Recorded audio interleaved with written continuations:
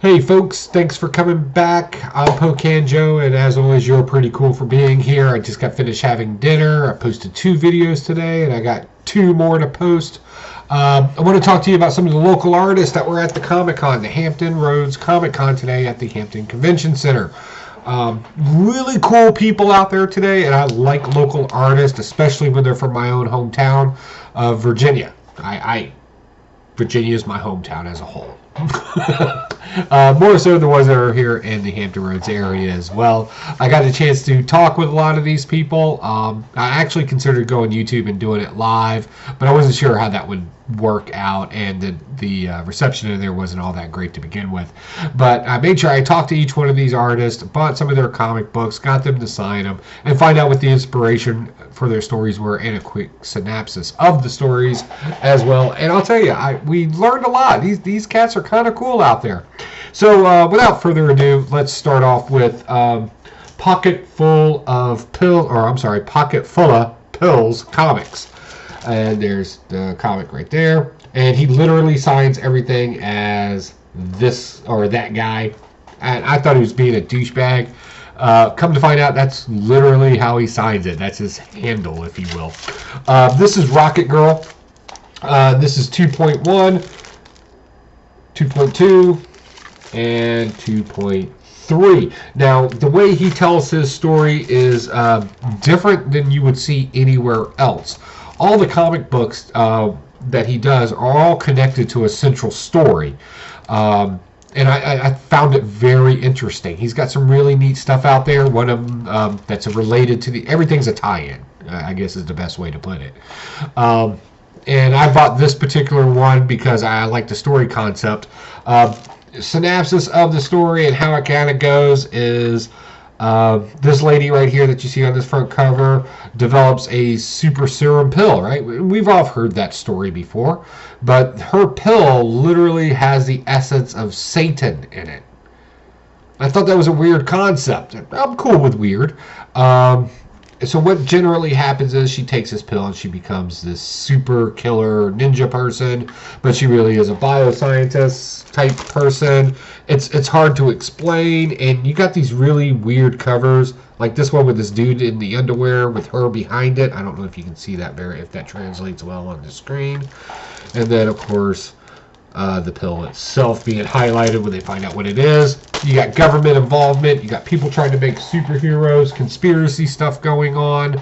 It's not a bad read. Honestly, it's not. Again, this is Pockets Full of Comics, or Pocket Full of Pills comics. There. We'll say it correctly. We'll flash it again for you. This guy's all over social media. He is literally on Facebook, Twitter. I think he's got a YouTube thing going on as well. And it's not. And he's a solid storyteller, and he is a solid artist as well. So if you're into more of these indie comics or privatized comics, definitely check him out. You would definitely like this kind of story. And homage to Spectacular Spider Grandpa. You saw the first cover. Hashtag meat and potatoes, as he would say. Okay. Moving on to the next one. The next one is from a local comic book creator as well. He owns his own company, and it's called Black Hole Universe. I did have their business card, but I lost it. It doesn't matter. This guy did some work with some of the bigger name companies for a while, as a tracer, shadower, and that kind of stuff, and he came up with this idea for this superhero. And it was pretty much shot down, and he got all mad. Now, most of his comic books deal in a team-up kind of thing here, and this one is Cynical and the Brick. It's a comic book. It has all the comic book tropes in it. It reads just as good as any other comic book in it. The art's fairly decent. I got him to sign it, and he literally put it on the guy's hand because I thought that would have been cool, and asked him to do it. He was happy to do it. And he's just a really cool guy. So if you get a chance, check out Black Hole Comics. Number 1 for the Black Hole Universe. Not a bad read at all. I'm going to save that one for last. Let's see what else we got here. Oh, these are pretty cool. All right, so I got these 2 comic books. First one is Full Moon Fredo. All right, and his description of his comic book, I love the way he described it. Immediately drew me into it. He's like, dude, it's a cross between Indiana Jones and Scooby-Doo with spooky stuff going on. Yes, this is more geared towards your children. I read a few pages of it. I did not get too deep into it because I was at the Comic-Con, but it was funny. There's some humor in here. Definitely check it out if you're into that kind of comic book. Definitely. And he's really cheap on his comic books, like $2 to $3. All these were like right around the $2 to $3 range. So that was really cool, and he was nice enough to sign this for me as well. And then his other comic book, Elvis. Yeah, Elvis is a superhero in this storybook right here. This thing is all kinds of cheesy. It is just as cheesy as it can be. Good cheesy goodness. Like, not like Gouda, but more like nacho. Just drainy, greasy cheesiness. It was, I laughed my way through it. Again, another artist that likes this kind of cartoony, kind of reminds me a lot of the Scotty Young type of cover art that he does. Just fun stuff, and honestly, supporting local artists, that's where we get our next greatest artist from. So that was pretty cool. Next artist, this guy's a legit comic book writer. Writer and artist. He worked with the Rat Queen series. I don't know if you're familiar with that, but it was an Image comic book that came out some time ago. Doesn't really matter. It was a crap book. And I asked him about it. I was like, look, man, this isn't a very popular book. And he was like, yeah, I know. And that's why I broke away on myself. That way I could do my own thing. And I was like, okay, I respect that.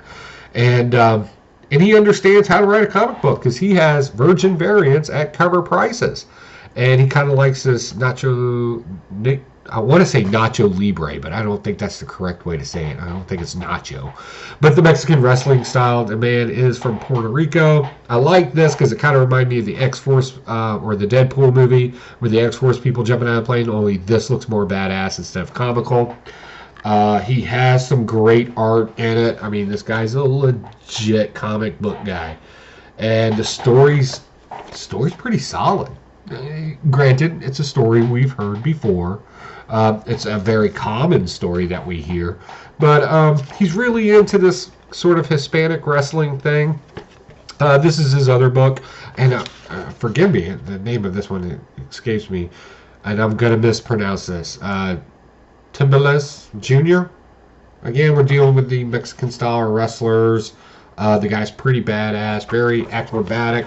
This one's done up just a little bit more to be more cartoony, but it's still a pretty solid story. And he was nice enough to sign it for me too, as well.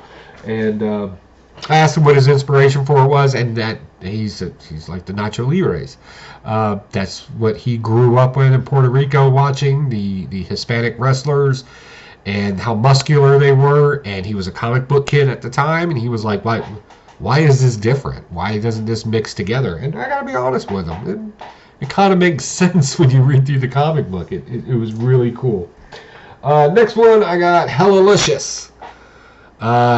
This is from a gentleman in our local area. I believe he's out of the Richmond area. Again, we're dealing with your more cartoony type comic book here. A lot of satire in it. A lot of inside jokes that adults would get. It takes place in hell, which is weird. You got the devil and you got this little girl. And I was like, okay, this is kind of a weird comic book. A little girl walking around in hell doing, silly stuff. What's the inspiration? And he kind of looked at me and he was like, that's literally based off of my 2-year-old daughter. And she was just a wild child growing up. But they love their daughter. And so I thought that was funny. And he was, again, nice enough to sign it for me. And all this has been, all these books have actually been published by a couple of companies here in Virginia too, which I support that all day long as well. What did we get next? Oh, yes. One of my favorite ones. Well, the second favorite one. A gentleman by the name of Innovative Twist wrote this particular comic. And I saw the comic and the posters, and he had some breast awareness or breast cancer. Everybody's aware of breast, right? No, some breast cancer awareness posters out there that had this cover on it, and I mean, you can see what's going on there, right? Big booby girl and everything. And I was like, all right, man, before I even pick this comic book up, what do you got going on in this thing? And he goes, I want you to imagine a story. He's funny. And he was like, I want you to take the show Empire, about the hip-hop moguls and all that, and I want you to cross it with Blade. And I was like, yeah, I'll buy one. I was like, sure. I will buy that right now. And then he kind of went into the story a little bit more. And if this decides to be a book that you don't, that you end up wanting to buy, I don't want to ruin it for you. But I will say this much: you got vampires, you got people willing to kill them, you got some funny stuff going on, and you got sassiness. What more could you possibly want? I definitely check this out. This particular, I just realized I didn't tell you the name of this book. This is by Weapon Star. And the gentleman's name's escaped me. He did sign it, but I can't read it right now. But again, go to Innovative Twist. They do graphic marketing, printing. They write comic books. They're all over the place. And to be honest, this is probably, out of the local artist, my pick. Like, this thing is just hilarious. Next, we got Quinn Infiniti. And this is my all-time favorite out of the entire Comic Con of local artists that I picked.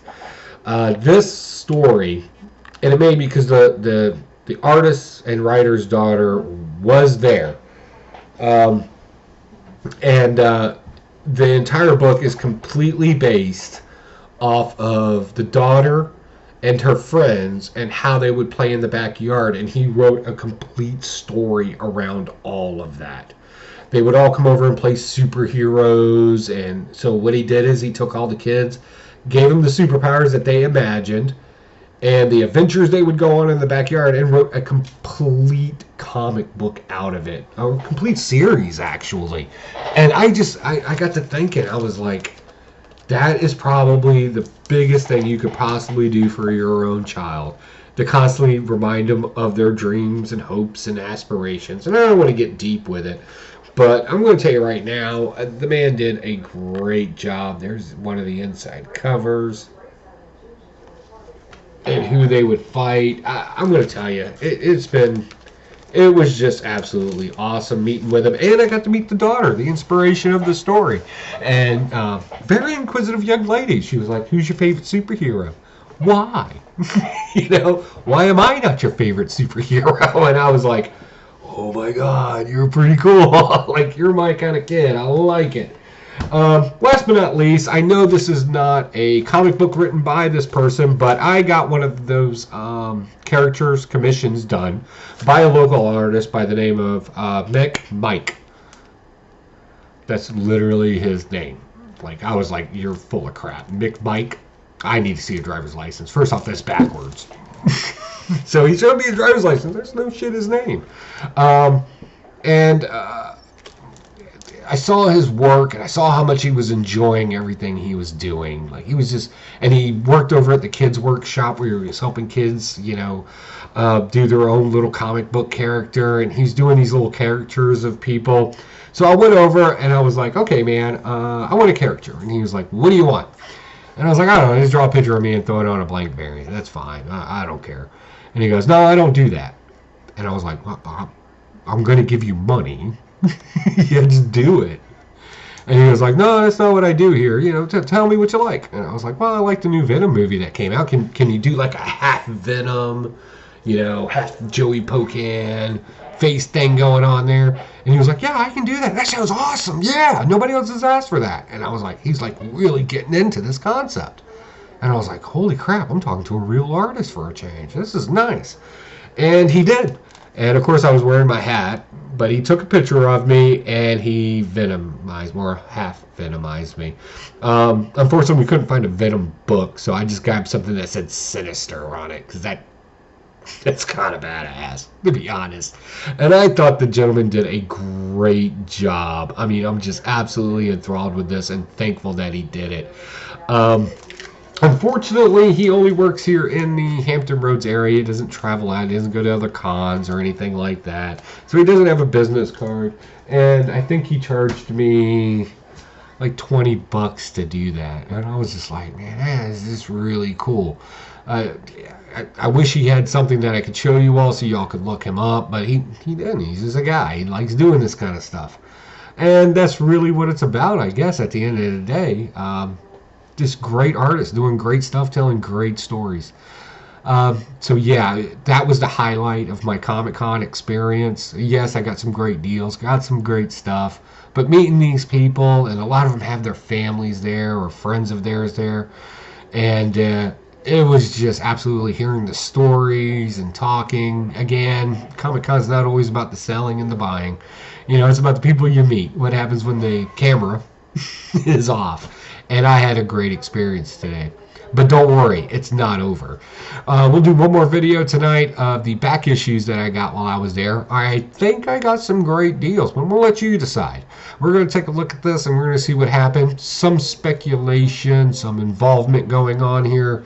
Or not involvement, more speculation and conjecture. We'll throw them both together. And we'll see what we got going on. Other than that, you cats stay cool, man. I'll see you literally in a minute. Bye.